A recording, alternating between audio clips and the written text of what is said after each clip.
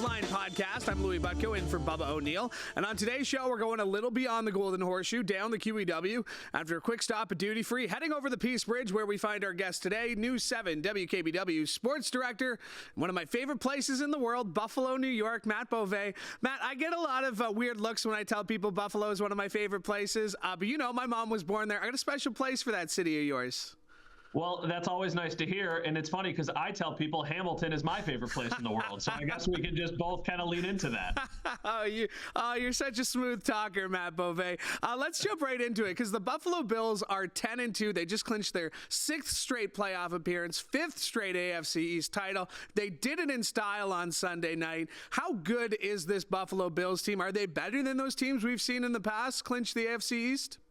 I think they are. I think this is one of the best teams they have ever had, certainly one of the best teams they've had in the last 5 years. The only other team that I think is close is probably the 2020 COVID season, which was a little bit strange, but I think this team might be a bit more balanced. I think that team had a better offense. This team has a better defense. I was not expecting this. I thought they would be a playoff team, but I did not think with all of the key players that they lost, they were going to be this good, this quick. It felt like this was going to be a year where they took maybe a mini step back and then a step forward next season. They skipped the mini step back. I think they're very talented. I think Josh Allen is the best player in the NFL right now. I think if I were a voter, he would be my MVP. And I think that they are clicking at the right time and they are good enough to win it all. That doesn't mean they're going to, but they are certainly one of the teams good enough that can. I think there was a lot of pressure on Sean McDermott coming into this season just because he hadn't beaten KC. He hadn't gotten to that next level, the AFC Championship, the Super Bowl. Do you feel like McDermott is still maybe feeling that pressure, or do you feel like because this team is so good right now at 10-2 that it's not Super Bowl or bust for a guy like McDermott? And to that point, what is he doing differently to get this team, which may be less talented on paper, it seemed, getting the results they are? You know what? The last thing you said is what I think it starts with. I think he is a looser, better version of himself, and I think the players are relating to that. I think for a long time, he has been very, very uptight and very about business, and he still is, but he's doing a better job, I think, lowering the walls a little bit. I feel like the players are relating to him more as a player coach. I don't think Sean McDermott was that guy before. I think Sean McDermott was the authoritarian. He was the one who was leading the way, and then the assistant coaches were the ones that were probably a little bit more relatable, a little bit more involved in the day-to-day. So I feel like it's a combination of he knows how to coach, especially a defense, and his handprints are kind of all over that. But he is now also finding a way to relate to these players, and I think they want to win not just for themselves, but also for their coach. And yeah, there is a lot of pressure, and if they fall short again in the playoffs, the conversation will continue to be, is he the guy who is good enough to get you over the hump? And until he does it, that will always be the conversation. But what I can tell you is he is definitely the guy that can get you into the conversation, and I have always been of the belief if you're in the conversation at the end, you're giving yourself a chance, and who knows what could happen. I mean, the Deion Dawkins mic'd up moment from the last game, talking about how hard it is to win, the division. The the Snow Angels with Josh Allen on the field on Sunday. I definitely hear what you're talking about, a lot looser coach. Let's talk Josh Allen, because another AFC Offensive Player of the Week, his 14th.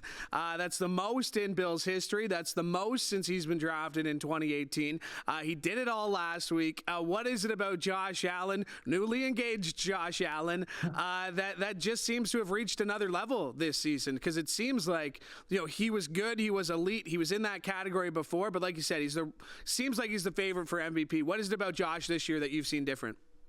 The easy answer will be that he's protecting the football, but I feel like that's low-hanging fruit. I don't think that's why he is a new version of himself. I think he's a new version of himself because he is understanding what is asked of him more and understanding how to operate an NFL offense, which is extremely complicated. He is putting himself and his teammates in positions for success, so he no longer needs to make the superhero play at multiple points throughout the game. He knows that that's in the back pocket, and then he'll break it out in the final moments if he needs to, like he did against Kansas City on the run that probably sealed him the MVP. Before, we would see that periodically throughout the game. And I feel like when you take, the schoolyard mindset and just start throwing things at the wall, there's going to be more spectacular, but there's also going to be more mistakes.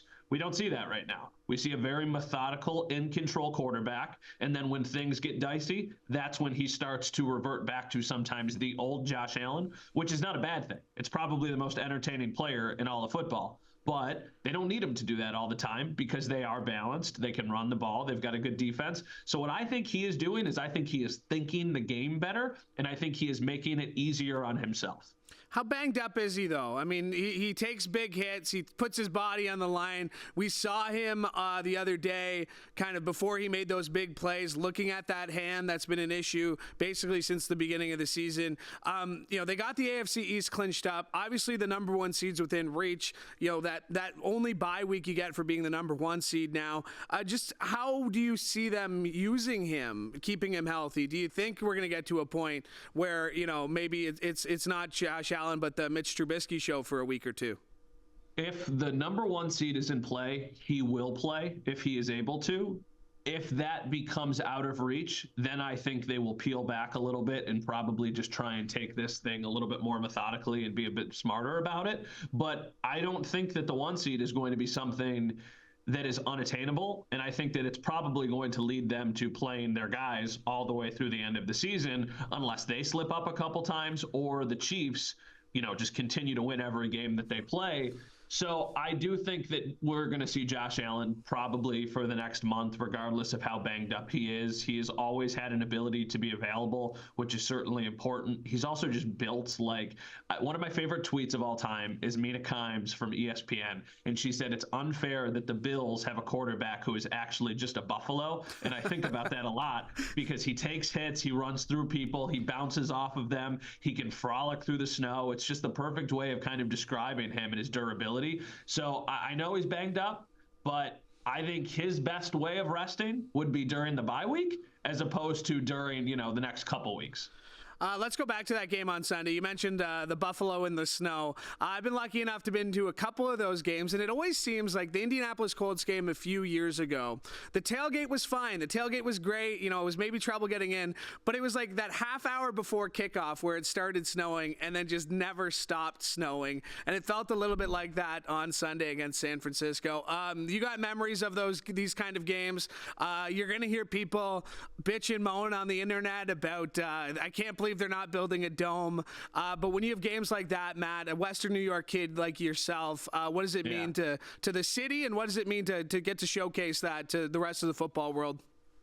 You want to know why they're not building a dome? And this is just my opinion. This is not like from the team. They're not building a dome because I understand it would be far more convenient for the 70,000 people that are going there and the 5,000 people that are working there.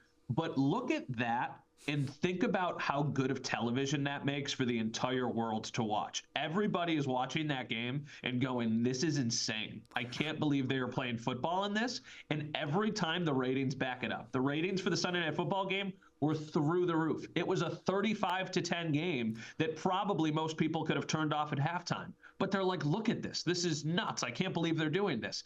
That's why they're not building a dome, because it is must-see every time it happens. And people love watching chaos, and they love things that are out of control. So, yeah, it would be convenient if there was a new roof on the new stadium and it was completely covered. I think they've kind of figured it out. I mean, most of the seats are going to be covered, 2/3 of them, and then the field is going to be open. So most of the people getting there might be tricky, but once you're sitting there, you'll probably stay dry, you'll stay warm, and then, the players on the field will be the ones that have to deal with all the snow. So these are the most fun games. They're the games that you remember the most. The Colts game that you just mentioned, I was still a photographer on the sideline for that game. My camera froze. It's one of my favorite games that I've ever been to, and I think when people go, getting there might be a pain in the butt, but you enjoy yourselves once you get there. And if you're that cold, have a couple pops and it'll warm you up. Yeah, that's what the tailgate's for, right? Just by the time you walk in, you don't even feel it. I know you're tight on time. You got to get to New Era Stadium, but I do want to talk not this week coming up, but the weekend after. A lot of people are going to be hyping that game up. Possible Super Bowl preview. Best team in the NFC against one of the best teams in the AFC. How do the Bills not look past this game coming up this week? Because that is a big one in Detroit next week. Yeah, that's a good question. I think they can't look past this game because you're going against a really good quarterback in Matthew Stafford. You're going against some really good skill players, Puka Nacua, Cooper Kupp, Kyron Williams.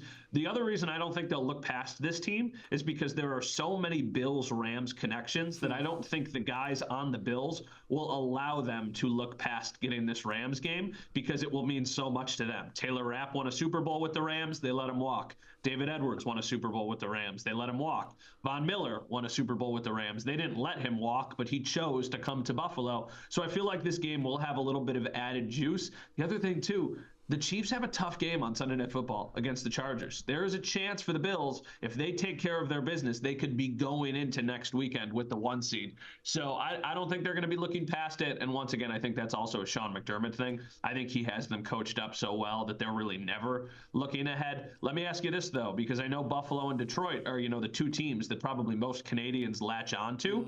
Is there a sense? What's the team that's more popular right now? What's the team that people would rather see? Okay, so our evening micro truck operator, Matt Ferrato, big Detroit Lions fan. My boss, our news director, also a big Lions fan. I don't even let people talk about other teams other than Buffalo. I just don't hear it. I don't care. It doesn't matter. It's the Buffalo Bills or bust. And even yesterday in my sportscast, when I'm talking about AFC Offensive Player of the Week, I'm going to play back the clip with the touchdown, him throwing and receiving his own touchdown. Yeah. So, I'm a Bills guy. You know that, Matt Bové.